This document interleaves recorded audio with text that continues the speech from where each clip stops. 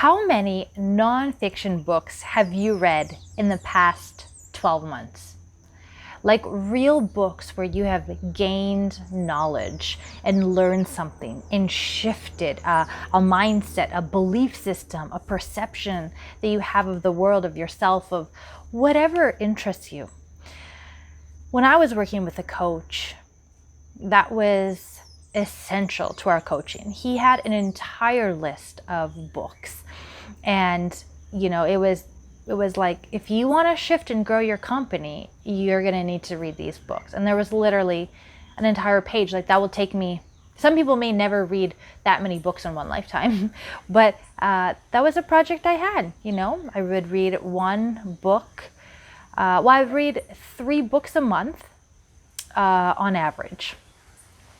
And it's like every book I learned something about my company, about myself, as a leader, how to manage, like everything I need to be a better person in my personal and professional life. It's all in books. I talk about the importance of learning so often, and I don't think I can emphasize this as much as I do, because I strongly believe the more success that you want in your life, the more knowledge and learning you will be hungry for. My coach would often say, if you want your business to be in a different place this time next year, then you as a human need to be in a different place this time next year. If I am never working on myself or growing or having new experiences or meeting new people or reading what I talk about, how can I level up to the company that I want to have, in a year from now? It's impossible. If I'm the same person running in the same way, nothing is going to change. It's just going to be this continuous cycle, and if you're on a good cycle, great. If you're on a destructive cycle, then maybe stop, take a moment, find a coach, find a book. You put in your agenda quality reading time.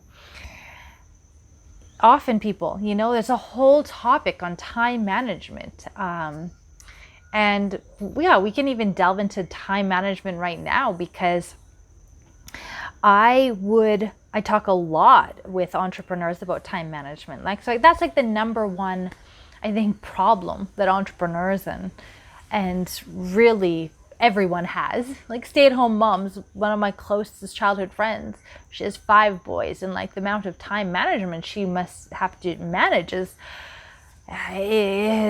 amazing, like just to be that organized, and I can't even imagine what that's like. But going back to entrepreneurs, we have good intentions. We want to be at our highest peak levels, but where do we have that in our agenda? And first thing, it's about being aware. What are we actually do we actually know what we're doing with our time? Time just goes so fast. I used to have so much anxiety about time. Like, I'd wake up with anxiety about time. I don't have enough time to achieve all of my goals, all of my dreams, all of my everything. And now I feel like I can't say I have too much time, but I have an abundance of time. I'm making more money than I ever did when I was super busy.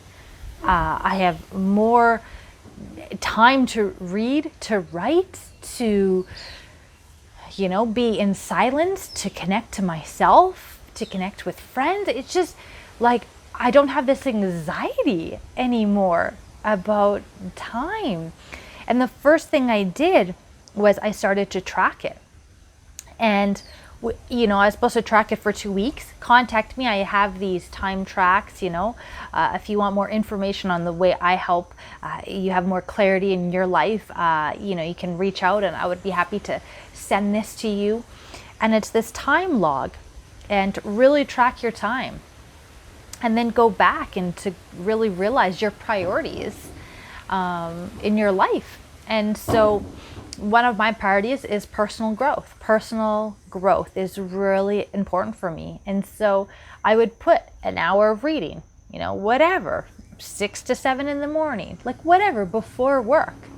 and fit that in. Or people who commute, there's so many time hacks we can do, you know. When I'm in the car, that is time for audiobooks. That is time for me to fuel my soul, because I hate like being in traffic or having to waste time driving from place to place, especially now. You know, my commute across the world is 30 seconds going onto my computer. 30-second commute anywhere in the world. And that's my new normal. And so to go back to driving, like I would be so frustrated if I didn't use that time proactively. That's a time when I call my family, like, because I'm so focused and centered when I'm driving. And I tell that to them, you know, it's like when I'm driving, I am so 100% present that's when I like to talk to my family. It may not be your situation, but that's the reality I've created. But anyways, I encourage you, if, you know, reading, you know, books, a couple books a month seems overwhelming, start slow. Start with your goal of, you know, one book every couple months, and then one book a month, and then, you know, one book a week. You know, it could just ease yourself into these habits. It could be, you know, some people do like 10 pages a day. You know, really like take that time and honor that. And, you know, that's also for learning anything. You know, I taught this a lot to my clients. You know, every week they learn, you know, when they're practicing English, they would spend a couple hours with me and learn one new grammar rule or practice one new thing.